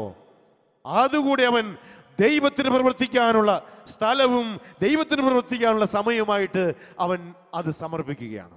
പ്രിയപ്പെട്ട, ഇതാണ് വാസ്തവം പറഞ്ഞാൽ ശരിയായ സമർപ്പണം എന്ന് പറഞ്ഞാൽ ഇതാണ്. നിന്റെ ജീവിതത്തിൻ്റെ എല്ലാ പ്രശ്നങ്ങളുടെ നേരത്ത്, സംഘർഷങ്ങളുടെ നേരത്ത്, തെറ്റിദ്ധാരണകളുടെ നേരങ്ങളിൽ, നിന്റെ ജീവിതത്തിന്റെ പ്രതിസന്ധി ഘട്ടങ്ങളിൽ, കടഭാരം കുന്നുകൂടുമ്പോൾ, പെട്ടെന്ന് രോഗങ്ങൾ കടന്നു വന്ന് നിന്റെ ജീവിതത്തെയും കുടുംബത്തെയും നടുക്കുമ്പോൾ, നീ ചെയ്യേണ്ടത് ദൈവത്തിന് മുമ്പിലേക്ക് എല്ലാം സമർപ്പിച്ചിട്ട് ദൈവത്തിന് പ്രവർത്തിക്കാൻ സമയം കൊടുക്കുക എന്നുള്ളതാണ്. യൂറോപ്പിൽ ഒരു ധ്യാനം നടത്തുന്ന സമയത്ത് ആഫ്രിക്കക്കാരനായ കാമറൂൺ എന്ന് പറയുന്ന സ്ഥലത്ത് നിന്ന് ഒരു ക്രിസ്ത്യാൻ എന്ന് പറയുന്ന ഒരു നീഗ്രോ, അവിടെ നടത്തിയ ഒരു ധ്യാനത്തിൽ പങ്കുകൊണ്ടതിന് ശേഷം എന്നെ കാണാൻ വേണ്ടി വന്നു. വ്യക്തിപരമായിട്ട് കാണാൻ വേണ്ടി വന്നിട്ട് അവൻ പറഞ്ഞു, അച്ഛൻ ധ്യാനത്തിനിടയിൽ അച്ഛൻ പറഞ്ഞു എല്ലാം സമർപ്പിക്കണം. സറണ്ടർ എന്ന വാക്കിനെ കുറിച്ചാണ് അവൻ ചോദിക്കുന്നത്. What is surrender? എന്താണ് ഈ മുഴുവനും സമർപ്പിക്കുക അല്ലെങ്കിൽ അടിയറ വയ്ക്കുക എന്ന് പറഞ്ഞാൽ എന്താണ്? എനിക്ക് മനസ്സിലായില്ല. അപ്പം ഞാൻ അവന് വിശദീകരിക്കാൻ വേണ്ടി അവിടെ ഇരുന്ന ഏതോ ഒരു സാധനം ഞാൻ കയ്യിലെടുത്തിട്ട് ഞാൻ പറഞ്ഞു, ക്രിസ്ത്യാൻ, ഇപ്പം ഇതാണ് നിന്റെ ജീവിതത്തിലെ വലിയൊരു പ്രശ്നമെന്ന് കൂട്ടുക. രോഗമാകാം, കടവാകാം, കുടുംബ പ്രശ്നമാകാം, എന്തുവാകട്ടെ. ഈ പ്രശ്നത്തെ നീ ദൈവത്തിന് മുമ്പിൽ സമർപ്പിക്കുക എന്ന് പറഞ്ഞാൽ, നമ്മൾ നമ്മളൊക്കെ എന്നാ ചെയ്യും? സമർപ്പിക്കുക, കർത്താവെ സമർപ്പിക്കുന്നു എന്ന് പറയും, നാദാ സമർപ്പിക്കുന്നു എന്നൊക്കെ പറഞ്ഞ് നല്ല പാട്ടൊക്കെ പാടും. പക്ഷേ എന്നാ സംഭവിക്കുന്നറിയോ? പാട്ടിലൊക്കെ ഒതുക്കി നിൽക്കുന്നേ ഉള്ളൂ. യഥാർത്ഥത്തിൽ സമർപ്പിക്കുക എന്ന് പറഞ്ഞാൽ എന്താണ്? ഞാൻ മുന്നിൽ പറഞ്ഞു, നിന്റെ പ്രശ്നമോ, നിന്നെ അലട്ടുന്ന പ്രശ്നമോ, നിന്നെ അലട്ടുന്ന പ്രശ്നങ്ങളോ ഏതോ ആകട്ടെ, ഇതാണ് നിന്റെ പ്രശ്നമെങ്കിൽ നീ എന്ത് ചെയ്യുന്നു? കർത്താവെ സമർപ്പിക്കുന്നു എന്ന് പറയുന്നതോ, രണ്ട് പാട്ട് പാടുന്നതോ, ഒരു സ്തുതിപ്പ് നടത്തുന്നതോ അല്ല. അതിനപ്പുറത്തേക്ക് ഈ പ്രശ്നത്തെ നീ ദൈവത്തിൻ്റെ കരങ്ങളിലേക്ക് പൂർണ്ണമായിട്ടും കൊടുക്കുന്നതാണ്. ദൈവത്തിൻ്റെ കയ്യിലേക്ക് നീ കൊടുത്തു കഴിഞ്ഞു. നമ്മൾ സാധാരണ കൊടുത്തു എന്ന് വിചാരിച്ചിട്ട് മാറി നിന്നിട്ട് പിന്നെ എന്നാ ചെയ്യുന്നത്? പിന്നെയും അയ്യോ ഇങ്ങനെയെല്ലാം പ്രശ്നമാണ് എന്നും പറഞ്ഞ് നമ്മൾ പിന്നെയും കരയുക, ആകുലപ്പെടുക. ശരിയല്ലേ? എല്ലാം സമർപ്പിച്ചിട്ട്, രാത്രി പ്രാർത്ഥനയിലും സമർപ്പിച്ചിട്ട്, ധ്യാനങ്ങളിലൊക്കെ സമർപ്പിച്ചിട്ട്, ദേവാലയങ്ങളിൽ പോയി വിശുദ്ധ ബലികൾ അർപ്പിച്ചിട്ട് തിരിച്ചു പോകുന്ന വഴിയിൽ എന്നാണാവോ എന്നൊക്കെ വിചാരിച്ച് കരഞ്ഞുകൊണ്ടല്ലേ ആ വിഷയങ്ങളെക്കുറിച്ച് തന്നെ വീണ്ടും ഏങ്ങലടിച്ച് കരഞ്ഞും വിലപിച്ചുകൊണ്ടും ആകുലപ്പെട്ടുകൊണ്ടാണ് നമ്മൾ പോകുന്നത്. യഥാർത്ഥത്തിൽ സമർപ്പിച്ചാൽ ഇത് ഇനിമേൽ നിന്റെ കയ്യിലുള്ള പ്രശ്നമല്ല എന്ന് നീ മനസ്സിലാക്കിക്കൊണ്ട് വേണം പോകാൻ. നീ ദൈവത്തിന്റെ കയ്യിലേക്ക് പൂർണ്ണമായിട്ടും കൊടുത്തൊരു പ്രശ്നത്തെക്കുറിച്ച് പിന്നെ നീ എന്തിനാ വേവലാതിപ്പെടുന്നത്? പിന്നെ നീ എന്തിനാണ് കരയുന്നത്? നീ പിന്നെ എന്തിനാണ് ഭയപ്പെടുന്നത്? നീ യഥാർത്ഥത്തിൽ ദൈവത്തിന് മുമ്പിൽ സമർപ്പിച്ചാൽ നീ പിന്നീട് ഭയപ്പെടേണ്ട കാര്യമില്ല. ഒരിക്കല് ധ്യാന കേന്ദ്രത്തിൽ ഒരാൾ ഒരു വലിയ കല്ലും ചുമന്നുകൊണ്ട് വന്നു. എൻ്റെ അടുത്ത് വന്നതാ. അപ്പോൾ ഈ മനുഷ്യൻ വലിയൊരു കല്ല് ചുമന്നുകൊണ്ട് എൻ്റെ ഓഫീസിലേക്ക് വരികയാണ്. വന്നിട്ട് ഞാൻ ചോദിച്ചു, എന്താണ് സഹോദര ഇത്? അപ്പോൾ പറഞ്ഞു, അച്ഛാ ഇത് അച്ഛൻ പിടിക്കേ. ഞാൻ പിടിച്ചു. വലിയ ഭാരമുള്ള കല്ലാണ്. പിടിച്ചിട്ട് ഞാൻ എടുത്ത് നിലത്തോട്ടും വെച്ചു. ചേട്ടാ എന്തിനാണിത്? പുള്ളി പറഞ്ഞു, അച്ഛാ ഇത് ഈ കല്ല് ഞങ്ങളുടെ കുടുംബത്തെ കുറേ കാലമായി നശിപ്പിച്ചുകൊണ്ടിരിക്കുകയാണ്. എൻ്റെ വല്യപ്പനായിട്ട് തുടങ്ങിയ കടയുണ്ട്.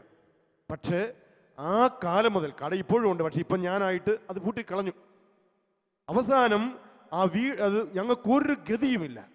ഒരു മേൽഗതിയില്ലാതെ തളർന്നു കഴിഞ്ഞപ്പോഴേക്ക് ഒരു പെന്തക്കോസ്ത പാസ്റ്റർ പറഞ്ഞു, നിങ്ങളുടെ കടയിൽ എവിടെയോ ഒരു കല്ല് ഒളിപ്പിച്ച് വെച്ചിട്ടുണ്ട് എന്ന് പറഞ്ഞ് പെന്തക്കോസ്ത പാസ്റ്ററോട് വന്ന് ആ കല്ല് കണ്ടുപിടിച്ചു.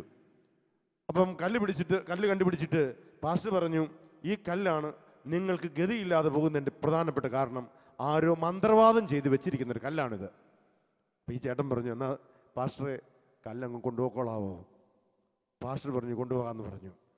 പക്ഷേ പാസ്റ്റർ കൊണ്ടുപോയിട്ട് അന്ന് മുഴുവനും പാസ്റ്ററിൻ്റെ വീട്ടിലും അതുപോലെ പാസ്റ്ററിൻ്റെ ശരീരത്തിലെല്ലാം ഭയങ്കര പ്രശ്നം. പാസ്റ്റർ തിരിച്ചു കൊണ്ടുവന്ന് അവനോട് പറഞ്ഞു, നിൻ്റെ പുണ്യപ്പെട്ട കല്ല് നീ തന്നെ പിടിച്ചോളാൻ പറഞ്ഞു. പുള്ളിക്കാരൻ അന്നൊരു വണ്ടിയും പിടിച്ച് നേരെ എൻ്റെ അടുത്തേക്ക് പോരുകയാണ്. എന്നാൽ പിന്നെ അമ്പാട്ടുവീഴ്ചനെ ഏൽപ്പിച്ചേക്കാന്നും പറഞ്ഞു. ഞാൻ പറഞ്ഞു, സഹോദര ധൈര്യമായിട്ട് ഇവിടെ വെച്ചിട്ട് പൊക്കോ. ആ മനുഷ്യൻ എത്ര സന്തോഷമായിട്ടാണ് പോയെന്നറിയാവോ? കാരണം എന്നാ, കല്ല് കൊണ്ടുവന്നു, ധൈര്യമായിട്ട് പൊക്കോളാൻ പറഞ്ഞു. ഈ കല്ല് ഇനി ചേട്ടൻ്റെ വീട്ടിലേക്ക് തിരിച്ചു വരികയില്ല എന്ന് പറഞ്ഞിട്ട് ഞാൻ പറഞ്ഞയക്കുകയും ചെയ്തു. പൂർണ്ണമായിട്ട് ഏൽപ്പിച്ചു കഴിഞ്ഞു, കൊടുത്തു. പൂർണ്ണമായിട്ട് ഇനി അത് ഒരു കയ്യിൽ സുരക്ഷിതമായിട്ട് ഏൽപ്പിച്ച് കഴിഞ്ഞു എന്ന് പുള്ളിക്ക് ഉറപ്പായി. അങ്ങനെ ഉറപ്പിച്ച് ഏൽപ്പിച്ചിട്ട് പുള്ളി സന്തോഷമായിട്ട് തിരിച്ചുപോയി. ആ കല്ലാണോ അവൻ്റെ ജീവിതത്തിൻ്റെയും കുടുംബത്തിൻ്റെയും പ്രശ്നങ്ങൾക്ക് കാരണം? ഇതൊന്നുമല്ല ഞാനിപ്പോൾ പറഞ്ഞു വരുന്നത്. ഞാൻ പറഞ്ഞു വന്നതിൻ്റെ കാരണം, ഒരു കാര്യം, ഒരു പ്രശ്നം എന്ന് അവൻ വിചാരിച്ച ഒരു കാര്യം ഇതാ എന്നെ ഏൽപ്പിച്ചു. അവന് പിന്നീട് ആ കല്ലുകൊണ്ടുള്ള അതിനെക്കുറിച്ച് അവൻ പിന്നെ ചിന്തിക്കുന്നുമില്ല. പൂർണ്ണമായിട്ടും ഒരു കയ്യിൽ ഏൽപ്പിച്ചു കഴിഞ്ഞു, സുരക്ഷിതമായ ഒരു കയ്യിൽ ഏൽപ്പിച്ചു എന്ന ധൈര്യത്തോടെ അവൻ തിരിച്ചു പോവുകയാണ്. പ്രിയപ്പെട്ടവരെ, ദൈവത്തിൻ്റെ കയ്യിലേക്ക് ഏൽപ്പിച്ച ഒരു കാര്യം, അതിനെക്കുറിച്ച് പിന്നീട് നീ വിലപിക്കുകയോ ഭയപ്പെടുകയോ ആകുലപ്പെടുകയോ ചെയ്യേണ്ടതില്ല. ഈ രാത്രി എൻ്റെ പ്രിയപ്പെട്ട സഹോദരങ്ങൾ, ഇവിടെ നിന്ന് വചനം കേട്ടിട്ട് തിരിച്ചു പോകുമ്പോൾ നിങ്ങളുടെ മനസ്സിനെയും നിങ്ങളുടെ ജീവിതത്തെയും നിങ്ങളുടെ കുടുംബത്തെയും നിങ്ങളുടെ വികാരങ്ങളെയും ഇന്ന് ക്ഷുഭിതമാക്കിക്കൊണ്ടിരിക്കുന്ന സകല പ്രശ്നങ്ങളെയും സകല ഭാരങ്ങളെയും ദൈവത്തിന് മുമ്പിലേക്ക് ഏൽപ്പിച്ചിട്ട് ആ ഭയം മൂലവും ആ സാഹചര്യങ്ങളിലൂടെയും നിങ്ങളെ ഭയപ്പെടുത്തിയ പിശാചിനെ പുറത്താക്കാൻ ശ്രമിച്ചാൽ ജീവിതം ഇന്നു മുതൽ എത്രയോ സന്തോഷകരമായ ഒന്നായിട്ട് മാറേണ്ടതാണ്. ഹല്ലേലൂയ, ഹല്ലേലൂയ, ഹല്ലേലൂയ, ഹല്ലേലൂയ, ഹല്ലേലൂയ, ഹല്ലേലൂയ, ഹല്ലേലൂയ, ഹല്ലേലൂയ. സങ്കീർത്തനം 34-ന്റെ 7-ാമത്തെ വചനത്തിൽ നമ്മളിങ്ങനെ വായിക്കുകയാണ്, കർത്താവിന്റെ ദൂതൻ ദൈവഭക്തരുടെ ചുറ്റും പാളയമടിച്ച് അവരെ രക്ഷിക്കുന്നു. നോക്കുക, കർത്താവിന്റെ ദൂതൻ ദൈവഭക്തരുടെ ചുറ്റിലും പാളയമടിച്ച് അവരെ രക്ഷിക്കുന്നു. ഇംഗ്ലീഷിലാണെങ്കിൽ ഹി ഡെലിവേഴ്സ് എന്നാണ്. അവരെ രക്ഷിക്കുന്നു, അവർക്ക് ഡെലിവറൻസ് കൊടുക്കുന്നു എന്നാണ്.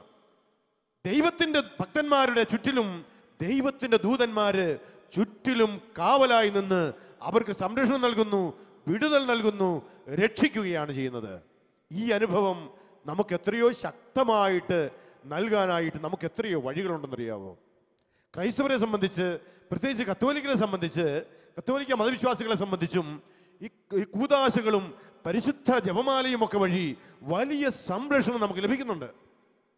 ജപമാല ചൊല്ലി പ്രാർത്ഥിക്കുന്നവർക്കും അതുപോലെ തന്നെ വെഞ്ചരിച്ച കുരിശ് ധരിച്ചും അതുപോലെ തന്നെ അത് വച്ചും നടക്കുന്നവർക്കും അതുപോലെ വിശുദ്ധ കുർബാന സ്വീകരിക്കുന്നവർക്കും ഒക്കെ പൈശാചിക ശക്തികളിൽ നിന്നും അതുപോലെ അതിൻ്റെ എല്ലാ ആക്രമണങ്ങളിൽ നിന്നും വലിയ വിടുതലും ദൈവദൂതന്മാരുടെ പാളയമടിച്ച സംരക്ഷണവും ലഭിക്കാനുള്ള വഴികളാണ്. നിങ്ങൾ കേട്ടിട്ടുണ്ടോ ഒരു വിശുദ്ധനെ കുറിച്ച്? വിശുദ്ധ ജോൺ ഓസ്ട്രിനോസ് എന്ന് പറയുന്ന ഒരു വിശുദ്ധനെ കുറിച്ച് അധികം ആരും കേട്ടിട്ടില്ലാത്തൊരു വിശുദ്ധനാണ് വിശുദ്ധ ജോൺ ഓസ്ട്രിനോസ്. അദ്ദേഹം പേര് കേട്ടത് പിശാചുക്കളെ പുറത്താക്കുന്നതിന് പേര് കേട്ട ഒരാളാണ്. ആവശ്യത്തിൻ്റെ ജീവിതത്തിൽ അദ്ദേഹത്തിൻ്റെ ശുശ്രൂഷ വഴി അനേകം പിശാചുക്കൾ അനേകരുടെ ജീവിതങ്ങളിൽ നിന്ന് പുറത്താക്കിയിട്ടുണ്ട് അദ്ദേഹം. പ്രത്യേകിച്ച് പെൺകുട്ടികൾ. അദ്ദേഹത്തിൻ്റെ ചരിത്രത്തിൽ കാണുന്നത് പെൺകുട്ടികളെയാണ് ഒത്തിരി. അല്ല, ആൺകുട്ടികളെ വാദിക്കാൻ നല്ല കേട്ടോ, എങ്കിലും പെൺകുട്ടികളാരും പേടിച്ചൊന്നും പോകണ്ട. പെൺകുട്ടികൾ അദ്ദേഹത്തിൻ്റെ ജീവിത ചരിത്രത്തിൽ കാണുന്നത് അനേകം പെൺകുട്ടികളിൽ പൈശാചിക ബാധയും പിശാച് അവരുടെ ജീവിതങ്ങളിൽ അവരുടെ ശരീരത്തിൽ തന്നെ പൊസഷനായിട്ട് തന്നെ അവിടെ ഉണ്ടായിരുന്നതും അദ്ദേഹത്തെ സമീപിച്ചിട്ടുള്ള നൂറുകണക്കിന് ആളുകൾക്ക് ഈ പൈശാചിക ശക്തികളിൽ നിന്ന് വിടുതൽ ലഭിച്ചിട്ടുണ്ട്. അതുമാത്രമല്ല, ജോൺ ഓസ്റ്റിനോസിന് പിശാചിൻ്റെ മേൽ വലിയ അധികാരം ഉണ്ടായിരുന്ന വ്യക്തിയാണ്. ജോൺ ഓസ്റ്റിനോസിന്റെ വാക്കുകൾ കേൾക്കുമ്പോൾ തന്നെ പിശാചി ബാധിതരൊക്കെ അതിൽ നിന്ന് പിശാചുക്കളൊക്കെ ഓടിപ്പോകുമായിരുന്നു. അങ്ങനെയുള്ള ജോൺ ഓസ്റ്റിനോസ് ഒരിക്കൽ ഒരു പെൺകുട്ടിയിൽ നിന്ന്, അനേകം പിശാചുക്കൾ ഉണ്ടായിരുന്ന ഒരു പെൺകുട്ടിയിൽ നിന്ന് ഈ പിശാചുക്കളെ ഓടിച്ചതിന് ശേഷം ഈ വിശുദ്ധൻ ഈ പിശാചുക്കളെ പിടിച്ചു നിർത്തി ചില ചോദ്യം ചോദിച്ചു. അങ്ങനെയാണ് നമുക്ക് ചില കാര്യങ്ങൾ, പിശാചുക്കളുടെ ചില രഹസ്യങ്ങൾ അറിയണമെങ്കിൽ ഇങ്ങനെയുള്ള സംഭവങ്ങളിലൂടെ പറ്റുള്ളൂ. വിശുദ്ധ ജോൺ ഓസ്റ്റിനോസ് ഈ പിശാചുക്കളെ പിടിച്ചു നിർത്തിയിട്ട് അവരെ ചില ചോദ്യം ചെയ്തു. അവരോട് ചോദിച്ചു, നിങ്ങൾക്ക് ക്രിസ്ത്യാനികളിൽ ഭയമുണ്ടാക്കുന്ന കാര്യങ്ങൾ എന്തൊക്കെയാണ്? ചോദ്യമോടെ നിൽക്കട്ടെ. നിങ്ങളോടൊരു കാര്യം, ഇന്ന് പലപ്പോഴും എന്താ, ക്രിസ്ത്യാനികൾക്ക് പിശാചിനെ വലിയ ഭയവാ, അല്ലേ? പിശാചിനെ ഭയപ്പെട്ടും പിശാചിൻ്റെ ആക്രമണങ്ങളെക്കുറിച്ച് ഭയന്നും ഉറക്കമില്ലാതെ പോകുന്നവരും ആ ആക്രമണങ്ങളെക്കുറിച്ച് ഇങ്ങനെ ചിന്തിച്ചും വേവലാതിപ്പെട്ടും ഇന്ന് നടക്കുന്ന ഒത്തിരി പേരുണ്ട്. അപ്പൊ നോക്കുക, ഇവിടെ ജോൺ ഓസ്റ്റിനോസ് പിശാചുക്കളോട് ചോദിക്കുന്നത് ഇതാണ്, ചോദ്യം ഇതാണ്, നിങ്ങൾക്ക് ഞങ്ങൾ ക്രിസ്ത്യാനികളിൽ ഏറ്റവും ഭയം ഉള്ളത് എന്തിനെയൊക്കെയാണ്? ജോൺ ഓസ്റ്റിനോസ് ചോദിച്ചു കഴിഞ്ഞാൽ ഒരു പിശാചും നുണ പറയാല. പിശാചുക്കള് മണിമണിയായിട്ട് ഉത്തരം പറയാൻ തുടങ്ങി. അവൻ പറഞ്ഞു, നിങ്ങൾ ക്രിസ്ത്യാനികളിൽ ഏറ്റവും പേടിയുള്ളത് 3 കാര്യങ്ങളെയാണ്. വിശുദ്ധൻ ചോദിച്ചു, ഏതൊക്കെ കാര്യങ്ങളാണത്? അവൻ പറഞ്ഞു, ഒന്നാമത്തേത്, നിങ്ങൾ കഴുത്തിൽ ധരിക്കുന്ന ആ വസ്തുവിനെ, പേരൊന്നും അവൻ കൃത്യമായിട്ടൊന്നും പറയല, കഴുത്തിൽ നിങ്ങൾ ധരിക്കുന്ന ആ വസ്തുവിനെ. അവൻ ഉദ്ദേശിച്ചത് എന്താണ്? കുരിശ്. വൈദികൻ വെഞ്ചരിച്ച കുരിശ്. രണ്ടാമതായിട്ട് ഞങ്ങൾക്ക് ഏറ്റവും അധികം ഭയമുള്ളത്, നിങ്ങൾ ദേവാലയത്തിൽ വെച്ച് മാമോദീസ സ്വീകരിച്ച അവസരത്തിൽ നിങ്ങളുടെ തലയിൽ വീണ ആ മാമോദീസ വെള്ളം ഞങ്ങൾക്ക് പേടിയാണ് എന്ന് പറഞ്ഞു കഴിഞ്ഞാൽ, മാമോദീസായിൽ സ്വീകരിച്ച ആ വരപ്രസാദം, മാമോദീസായിൽ സ്വീകരിച്ച വരപ്രസാദത്തെ ഏതൊരു വ്യക്തി വീണ്ടും വീണ്ടും സ്വീകരിക്കുന്നോ, നവീകരിച്ച് ആ വരപ്രസാദത്തെ സ്വീകരിക്കുന്നു, അവനെ കാണുമ്പോൾ പിശാചി പേടിക്കും. മൂന്നാമതവൻ പറഞ്ഞു, മൂന്നാമതായി ഞങ്ങൾ ഏറ്റവും ഭയപ്പെടുന്നത്, നിങ്ങൾ കത്തോലിക്കര് ഈ ദേവാലയത്തിൽ വെച്ച്, നിങ്ങളുടെ പള്ളിയിൽ വെച്ച് നിങ്ങൾ ഭക്ഷിക്കുന്ന ആ വസ്തുവിനെ. എന്നൊന്നും കൃത്യമായിട്ട് അവൻ പറയാം. നിങ്ങൾക്ക് മനസ്സിലായില്ലേ? എന്താണ്? വിശുദ്ധ കുർബാന. ദേവാലയത്തിൽ വെച്ച് ഭക്ഷിക്കുന്ന ആ വസ്തുവിനെ ഞങ്ങൾക്ക് പേടിയാണ്. എന്നിട്ട് ഇത്രയും പറഞ്ഞതിന് ശേഷം ജോൺ ഓസ്റ്റിനോസ് ഈ പിശാചുക്കളോട് വീണ്ടും ചോദിച്ചു, നിങ്ങൾക്ക് ഈ 3 കാര്യങ്ങളിൽ നിങ്ങൾക്ക് ഏറ്റവും അധികം ഭയപ്പെടുന്നത് ഈ 3-ൽ ഏതിനെയാണ്? ഉടനെ പിശാചുക്കൾ പറഞ്ഞു, ഈ 3-ലും ഏറ്റവും അധികം ഞങ്ങൾക്ക് പേടി ആ പള്ളിയിൽ വെച്ച് കിട്ടുന്ന ഭക്ഷണം സ്വീകരിച്ചിട്ട് അത് ഹൃദയത്തിൽ സൂക്ഷിച്ച് വെക്കുന്നവനെ കാണുമ്പോൾ ഞങ്ങൾക്ക് ഭയങ്കര പേടിയാണ്. Hallelujah, hallelujah. അവൻ പറഞ്ഞത് കേട്ടോ? പരിശുദ്ധ കുർബാന സ്വീകരിച്ചതിന് ശേഷം അതിൻ്റെ ആ സാന്നിധ്യം ഹൃദയത്തിൽ സൂക്ഷിക്കുന്ന ഒരു വ്യക്തിയെ കാണുമ്പോൾ പിശാചിന് പേടിയാണെന്ന്. നമ്മുടെ ആശാന്മാരൊക്കെ എന്താ, കുർബാനയും സ്വീകരിച്ചിട്ട് പോയിട്ടും പിശാചിനെ പേടിച്ച് പിന്നെ നടക്കുക. വാസ്തവം പറഞ്ഞാൽ നിന്നെ കാണുമ്പോൾ പിശാചി പേടിച്ചോടേണ്ടതാ. പക്ഷെ നമ്മൾ ഇന്ന് നമ്മുടേതായ ചില ബലഹീനതകളിൽപ്പെട്ട്, വിശ്വാസരാഹിത്യത്തിൽപ്പെട്ട് നമ്മൾ ഇന്ന് പിശാചിനെ പൈന്ന് നടക്കുക. പൈശാചിക ശക്തികളും പിശാചിന്റെ സകല സാമ്രാജ്യത്തെയും തകർക്കേണ്ട നമ്മള് ഇന്ന് ഈ പിശാചിന്റെ ഭയമെന്ന അടിമത്തത്തിൽ കഴിയുക. എന്റെ പ്രിയപ്പെട്ട സഹോദരങ്ങളെ, നിങ്ങളെയോ നമ്മെയോ നമ്മുടെ ജീവിതത്തെയോ കുടുംബത്തെയോ നമ്മുടെ സമൂഹത്തെയോ നശിപ്പിക്കുന്ന സകല തിന്മയുടെ ശക്തികളെയും വിശ്വാസത്തിനാൽ തകർക്കുവാൻ നമുക്ക് വലിയ ബാധ്യതയുണ്ട്, നമുക്കതിനുള്ള ശക്തിയുണ്ട്. നമ്മൾ കാണുന്നു ലൂക്കാസ് സുവിശേഷം 10-ാം അധ്യായം 19-ാമത്തെ വചനത്തിൽ നമ്മൾ വായിക്കുന്ന എങ്ങനെയാണ്? കർത്താവായ ഈശോ ശിഷ്യന്മാരോട് പറയുക, ഇതാ പാമ്പുകളുടെയും തേളുകളുടെയും ശത്രുവിന്റെ എല്ലാ ശക്തികളുടെയും മേൽ ചവിട്ടി നടക്കാൻ ഞാൻ നിങ്ങൾക്ക് അധികാരം നൽകുന്നു. Praise the Lord. ഈ അധികാരം നമ്മൾ എത്ര പേർ ഉപയോഗിക്കുന്നുണ്ട്? എന്തിനുള്ള അധികാരമാണ്? പാമ്പിന്റെ മേലും പാമ്പുകളുടെയും തേളുകളുടെയും ശത്രുവിന്റെ എല്ലാ ശക്തികളുടെയും മേൽ ചവിട്ടി നടക്കാൻ. ചവിട്ടി നടക്കുക എന്ന് പറഞ്ഞാൽ ആധിപത്യം ഉറപ്പിക്കാൻ, വിജയം നേടുവാൻ ഉള്ള അധികാരം ഞാനിതാ നിങ്ങൾക്ക് നൽകുന്നു. ഈ വിജയം പ്രിയപ്പെട്ടവരെ ഓരോ ക്രൈസ്തവരും നേടിയെടുക്കേണ്ടത് മുമ്പ് പറഞ്ഞതുപോലെ വിശ്വാസത്തിലൂടെ കൂദാശകളിലൂടെ സ്വീകരിക്കേണ്ടതാണ്. നമ്മൾ സ്വീകരിക്കുന്ന കൂദാശകളുടെയും പരിശുദ്ധ കുർബാനയുടെയും ഒക്കെ ശക്തി നമ്മൾ അറിഞ്ഞിരിക്കണം. ഈ ശക്തിയെ സ്വീകരിച്ചിട്ട് ഈ പരിശുദ്ധ കുർബാനയുടെ ജീവനുള്ള ഈ സാന്നിധ്യത്തെയൊക്കെ സ്വീകരിച്ചതിന് ശേഷം ഈ ശക്തി അറിയാതെ നമ്മൾ പോകരുത്. നമ്മൾ ഭയപ്പെട്ട് ജീവിക്കേണ്ടവരല്ല, പിന്നെയോ ദൈവം കൂടെയുണ്ട് എന്ന ആഴമായ വിശ്വാസത്തോടെ പിശാചിനെ തോൽപ്പിക്കേണ്ടവരാണ്. പഴയ നിയമത്തിലെ ആ ജോസഫിന്റെ ജീവിതത്തിലേക്ക് വരിക. ദൈവം അവന്റെ കൂടെ ഉണ്ടായിരുന്നുവെന്ന് ജോസഫിനെ കുറിച്ച് പറയുന്ന ആ ഭാഗത്ത് ഇടയ്ക്കിടയ്ക്ക് നമ്മൾ വായിക്കുന്ന കാര്യമാണ്. കർത്താവ് ജോസഫിന്റെ കൂടെ ഉണ്ടായിരുന്നു. അതുകൊണ്ട് എന്തു പറ്റി? അവൻ കാരാഗ്രഹത്തിലായിരുന്ന സമയം അത് വലിയ പീഡയുടെ സമയമാണ്. ശാരീരികമായ പീഡയുമുണ്ട്, മാനസികമായ ക്ലേശമുണ്ട്. ഇത് രണ്ടും ഒരുമിച്ച ഘട്ടമാണത്. അവിടെ ഉണ്ടായിരുന്ന സമയത്തും ദൈവം അവന്റെ കൂടെ ഉണ്ടായിരുന്നത് കൊണ്ട് എന്ത് സംഭവിച്ചു? അവിടെയും അവൻ ഉപകാരിയാകുകയാണ്. ബൈബിളിൽ നമ്മൾ വായിക്കുന്നുണ്ട്, അവൻ അവിടെ ഇരുന്നപ്പോഴും അവന് വേണമെങ്കിൽ കരഞ്ഞോണ്ടിരിക്കാം. എനിക്കിത് ഇങ്ങനെയൊക്കെ പീഡയൊക്കെ വന്നല്ലോ എന്നൊക്കെ പറഞ്ഞ് വേണമെങ്കിൽ അവന് വിഷാദിച്ചിരിക്കാനായിട്ട് എല്ലാ സാഹചര്യവും ഉണ്ടായിരുന്നു. പക്ഷേ ഈ ജോസഫ് അങ്ങനെ ഇരിക്കുന്നതായിട്ട് നമ്മൾ കാണുന്നില്ല. അവൻ എന്ത് ചെയ്യുന്നു? അവൻ അവിടെ വേദനപ്പെട്ടിരിക്കുന്ന സമയത്ത് ഉൽപ്പത്തി പുസ്തകത്തിന്റെ 40-ാമത്തെ അധ്യായത്തിലാണ്. 40-ാമത്തെ അധ്യായത്തിൽ അവൻ അവിടെ വെച്ച് അവൻ സ്വപ്നം കാണുന്നു. അവന്റെ കൂടെ ഉണ്ടായിരുന്ന 2 പേരുണ്ട്. ഫറവോയുടെ കൊട്ടാരത്തിൽ 2 ഉദ്യോഗസ്ഥര്. ഒരാള് പാനപാത്രവാഹകൻ, രണ്ടാമത്തെ ആള് പാചകൻ. ആ 2 പേരും ഏതോ തെറ്റിന്റെ പേരിൽ അവിടെ ശിക്ഷിക്കപ്പെട്ട് കിടക്കുകയാണ്. അവര് അവിടെ ശിക്ഷിച്ച് കിടക്കുമ്പോൾ അതിനെക്കുറിച്ച് വായിക്കുകയാണ്. 40-ാം അധ്യായം 6-ാമത്തെ വചനം, ഉൽപ്പത്തി 40:6. ജോസഫ് രാവിലെ അവരുടെ അടുക്കൽ ചെന്നപ്പോൾ അവർ വിഷാദിച്ചിരിക്കുന്നത് കണ്ടു. തന്റെ യജമാനന്റെ വീട്ടിലെ തടവറയിൽ തന്നോടൊത്ത് കഴിയുന്ന ഉദ്യോഗസ്ഥരോട് അവൻ ചോദിച്ചു, നിങ്ങളുടെ മുഖത്ത് എന്താണ് ഇന്നൊരു വിഷാദം? ആരോടെങ്കിലുമൊക്കെ ചോദിച്ചിട്ടുണ്ടോ നിങ്ങൾ? നമ്മുടെ വിഷാദം ഒന്ന് മാറ്റിയിട്ട് വേണ്ടേ മറ്റുള്ളവരുടെ വിഷാദം മാറ്റാൻ? നമ്മുടെ പ്രശ്നമൊക്കെ ഒന്ന് മാറിയിട്ട് വേണ്ടേ നാട്ടുകാരുടെ പ്രശ്നം പരിഹരിക്കാനെന്നൊക്കെ കൊണ്ട് നമ്മൾ ഇരിക്കുക?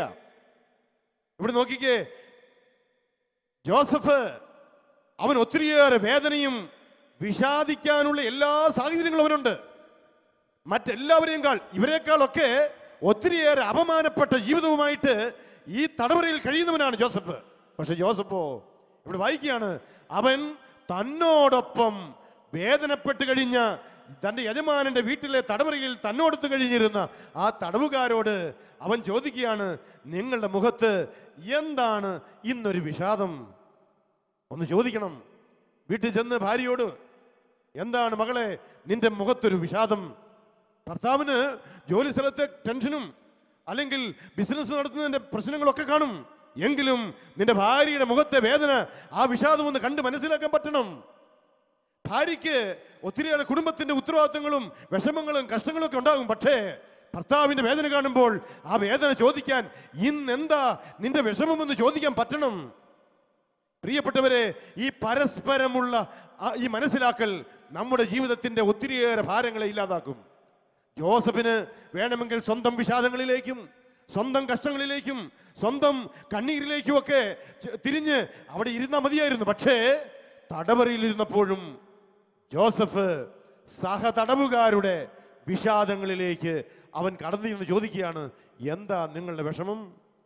ഉടനെ അവർ പറയുക, ഞങ്ങൾ രണ്ടുപേരും ഒരേ സമയത്ത് സ്വപ്നം കാണുക. അപ്പം ജോസഫ് ചോദിക്കുന്ന ചോദ്യമുണ്ട്. അവർ പറയുകയാണ്, ജോസഫ് പറഞ്ഞു, വ്യാഖ്യാനം ദൈവത്തിൻ്റെതല്ലേ, സ്വപ്നം എന്താന്ന് പറയുക. നിങ്ങളാണല്ലോ എന്താ പറയും? വ്യാഖ്യാനം ദൈവത്തിൻ്റെതല്ലേ, സ്വപ്നം എന്താണെന്ന് പറയാന്ന് പറഞ്ഞു കഴിഞ്ഞാൽ കേട്ടോ, അത് തന്നോട് പറയേണ്ട കാര്യം എന്നാ? അങ്ങനെയാണ് ദൈവത്തോട് പറഞ്ഞാൽ പോരെ അല്ലേ? നമ്മൾ സ്വാഭാവികമായിട്ട് ചോദിച്ചേക്കാം. പക്ഷെ അവരതൊന്നും ചോദിക്കുന്നില്ല. അവർ തുടർന്ന് അവരുടെ സ്വപ്നം വ്യാഖ്യാനിച്ചു കൊടുക്കുകയാണ്. ആ സ്വപ്നം പറയുകയാണ്. സ്വപ്നം പറഞ്ഞപ്പോൾ വ്യാഖ്യാനിക്കുവാൻ കഴിവുണ്ടായിരുന്ന, ദൈവിക വെളിപാടുണ്ടായിരുന്ന ജോസഫ് വ്യക്തമായി അതിൻ്റെ വ്യാഖ്യാനം പറയുകയാണ്. ഒരാൾക്ക് അത് നല്ല ഒരു സ്വപ്നവും വേറൊരാൾക്ക് അവൻ്റെ അത് അത്ര നല്ലതല്ലാത്ത ഒരു സ്വപ്നവുമാണെന്ന് ജോസഫ് വ്യാഖ്യാനിച്ചു കൊടുത്തു.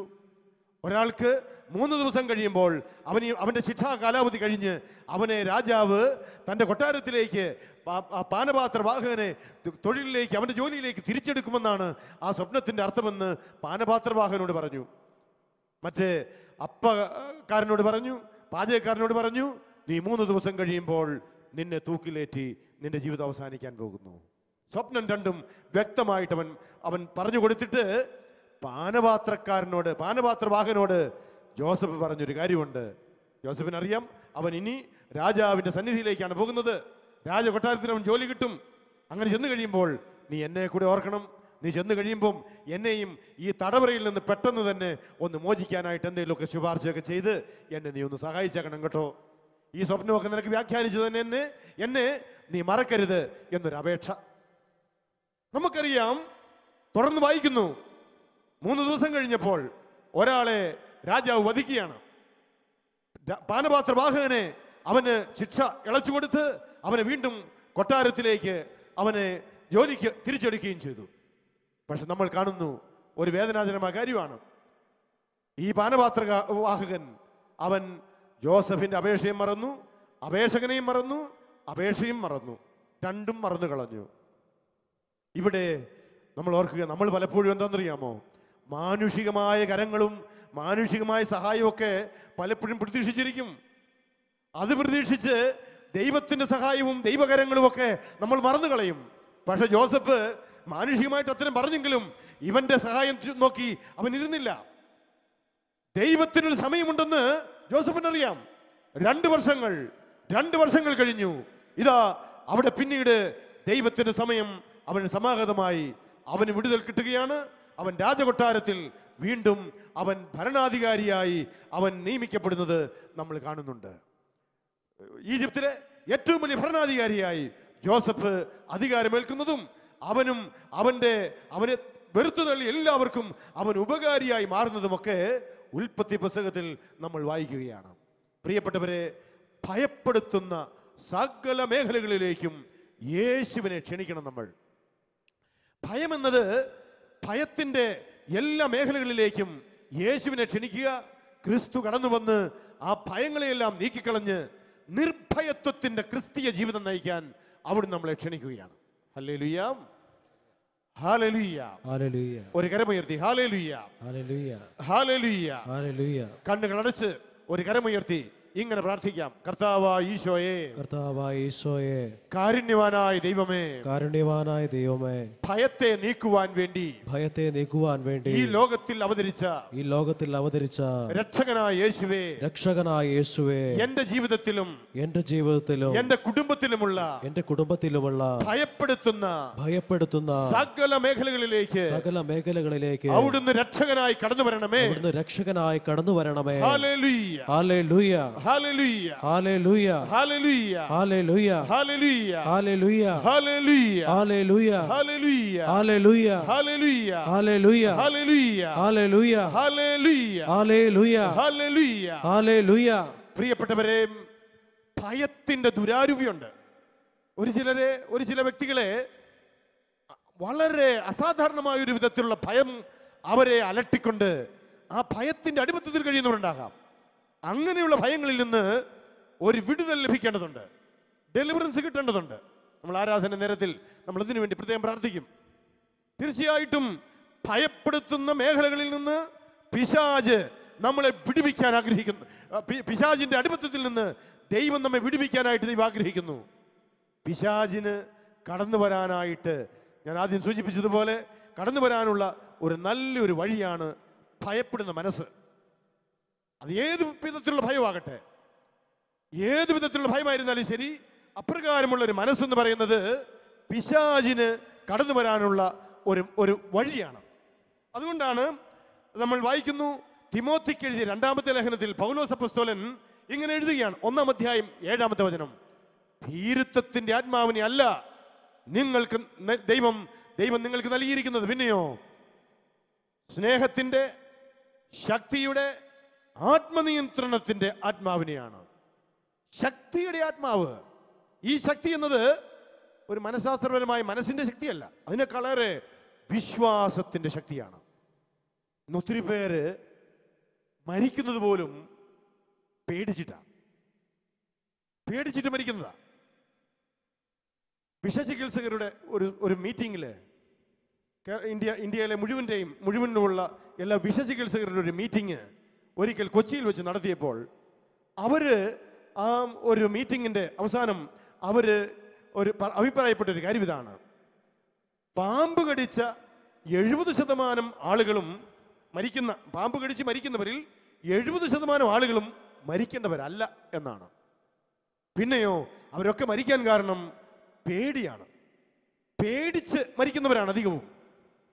പ്രിയപ്പെട്ടവരെ, ഈ ഭയം എന്നത് നമ്മളെ പലപ്പോഴും രോഗികളാക്കി മാറ്റുന്നുണ്ട്. ആസ്മ രോഗവുമായിട്ട് എൻ്റെ അടുക്കൽ വന്ന ഒരു അമ്മച്ചിയെ ഞാൻ ഓർക്കുകയാണ്. ഈ സമീപകാലത്ത് വന്ന ഒരമ്മച്ചി, തമിഴ്നാട്ടിൽ വെച്ച് വലിയ ആസ്മ രോഗമാണ്. അമ്മച്ചിക്ക് വേണ്ടി പ്രാർത്ഥിച്ചപ്പോൾ അപ്പോൾ അമ്മച്ചി ഒത്തിരിയേറെ ഡോക്ടർമാരെ കണ്ടു, ധാരാളം ഡോക്ടർമാരെ കണ്ടു. പക്ഷെ ഒരു ഡോക്ടർമാർക്കും ഈ ആസ്മയുടെ കാരണം എന്നാന്നോ, ഈ ആസ്മയ്ക്ക് മരുന്ന് കൊടുത്താലും ഈ ആസ്മ മാറുന്നില്ല. അങ്ങനെ അമ്മച്ചി അവിടെ ഒരു ധ്യാനത്തിന് വന്നതാണ്. കാണാൻ വേണ്ടി വന്നിട്ട് പ്രാർത്ഥിച്ചപ്പോൾ കർത്താവ് തീ എന്ന ഒരു കാര്യം കർത്താവ് വെളിപ്പെടുത്തി കൊടുത്തു. ഞാൻ ചോദിച്ചു, തീയെ പേടിയുണ്ടോ, അല്ലെ തീ കണ്ട് പേടിച്ചിട്ടുണ്ടോ? അവരുടെ അമ്മച്ചി പറഞ്ഞു, അമ്മച്ചിക്ക് ഒരു കാര്യം ഓർമ്മ വന്നു. വളരെ കല്യാണം കഴിഞ്ഞ് ആദ്യകാലങ്ങളിലാണ് ഇരട്ട കുഞ്ഞുങ്ങളെ പ്രസവിച്ച് ആ കുഞ്ഞുങ്ങളെ വീട്ടിൽ കിടത്തിയിട്ട് ഈ അമ്മച്ചി അല്പം അകലെയുള്ള ഒരു സ്ഥലത്ത് വിറവിറക്കാൻ വേണ്ടി പോയതാണ്. വിറക് പിറക്കാൻ വേണ്ടി പോയ അമ്മച്ചി വിറക് ശേഖരിച്ചുകൊണ്ടിരിക്കുന്നതിൻ്റെ ഇടയ്ക്ക് ആരോ വിളിച്ച് ഈ അമ്മച്ചിയോട് പറഞ്ഞു, എടി നിന്റെ വീടിന് തീ പിടിച്ചിരിക്കുന്നു, ഓടിച്ചെല്ല്. ശേഖരിച്ചുകൊണ്ടിരുന്ന വിറകെല്ലാം എവിടെയോ എറിഞ്ഞിട്ടിട്ട് അമ്മച്ചി ഓടിച്ചെല്ലുകയാണ്. ഓടിച്ചെല്ലുമ്പോഴേക്ക് അവളുടെ കുടില് മുഴുവനും തീ പിടിച്ചുകൊണ്ടിരിക്കുകയാണ്. അകത്ത് ചെന്ന് നോക്കുമ്പോഴേക്ക് ആ കുടില് മാത്രമല്ല, കുഞ്ഞുങ്ങൾ കിടന്നിരുന്ന കിടക്കയും തീ പിടിച്ച് 2 കുഞ്ഞുങ്ങളും എരിഞ്ഞ് മരിച്ചുപോയി. ആ ഭയം ഈ അമ്മച്ചിയെ ഒരു ആസ്മാരോഗിയാക്കി പിന്നീട് മാറ്റിയെന്ന് ദൈവത്തിന്റെ ആത്മാവ് വെളിപ്പെടുത്തി കൊടുത്തു. ധ്യാനത്തിൽ വെച്ച് ആ വേദനയും ആ കുഞ്ഞുങ്ങൾ മരിച്ചതും വീട് കത്തി ആ കുഞ്ഞുങ്ങൾ, തൻ്റെ പ്രിയപ്പെട്ട 2 പൊന്നോമന കുഞ്ഞുങ്ങൾ മരിച്ചതും അതുമൂലം മനസ്സിനുണ്ടായ ആ ഭയവുമെല്ലാം ദൈവത്തിന്റെ ദൈവകരങ്ങളിലേക്ക് സമർപ്പിച്ച് ഈ അമ്മച്ചി പ്രാർത്ഥിച്ചപ്പോഴോ ദൈവത്തിനൊരു സ്തോത്രം പറഞ്ഞ് ഹല്ലേലൂയ പാടി ദൈവത്തിന് നന്ദി പറഞ്ഞപ്പോഴോ അമ്മച്ചി രോഗസൗഖ്യം നേടി ധ്യാന കേന്ദ്രത്തിൽ നിന്ന് തിരിച്ചു പോവുകയാണ്. ഹല്ലേലൂയ, ഹല്ലേലൂയ, ഹല്ലേലൂയ, ഹല്ലേലൂയ, ഹല്ലേലൂയ, ഹല്ലേലൂയ. പ്രിയപ്പെട്ടവരെ, ഭയം, പേടി എന്നത് നമ്മെ രോഗികളാക്കി മാറ്റുന്നു. ഭയം എന്നത് നമ്മെ പിശാചിന്റെ അടിമത്തത്തിലാക്കുന്നു. പിശാച് നമ്മുടെ മേൽ ആധിപത്യം ഉറപ്പിക്കാൻ ഈ ഭയമെന്ന ആയുധം ഉപയോഗിക്കുന്നുണ്ട്. എന്നാൽ എല്ലാ ഭയങ്ങളെയും കർത്താവായ യേശുവിനെ ഹൃദയത്തിൽ രക്ഷകനും നാഥനുമായി സ്വീകരിക്കുന്ന ഒരു വ്യക്തിയുടെ ജീവിതത്തിൽ നിന്ന് അത് നീങ്ങിപ്പോകുകയാണ്. എല്ലാ ഭയങ്ങളും ബഹിഷ്കരിക്കപ്പെടുകയാണ്. ഹല്ലേലൂയ, ഹല്ലേലൂയ, ഹല്ലേലൂയ, ഹല്ലേലൂയ, ഹല്ലേലൂയ. ഹല്ലേലൂയ. എല്ലാവരും ഒരു നിമിഷം എഴുന്നേറ്റ് നിൽക്കാം.